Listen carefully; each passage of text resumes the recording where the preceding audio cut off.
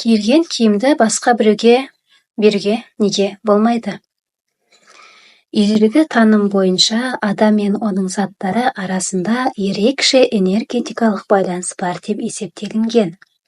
Сондықтан да дұға оқып, қастық жасау үшін әлгі адамның бір киіміне қол жеткізсе, сол да жетеді деп есептелген. Киімді адамға зиян келтіріп қана қоймай, сонымен бірге сәттілік, одан да басқа жақсылықтар келтіру үшін де оқыған. Әрине, үйдегі ескі құс-құсын таратып беріп, жолым ашылады деп жататындар көп кездеседі. Бірақ адамдар киген киімін бұрындары кім көрінгенге бере бермеген. Көбіне жақын адамдарына берген, өйткені ол туысқанына жамандық ойламайды деп санаған. Сол секілді тек қайтыс болған адамның киімін ғана таратқан.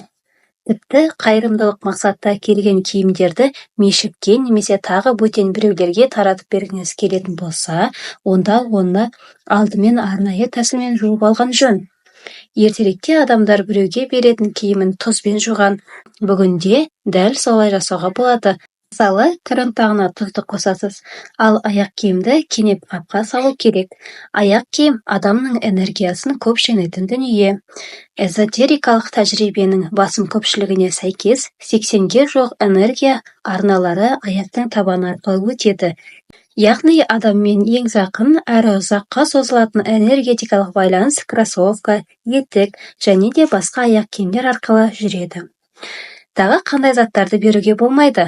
Бөтен адамдарға киім мен аяқ киімнен басқа да мынадай заттарды беруге болмайды.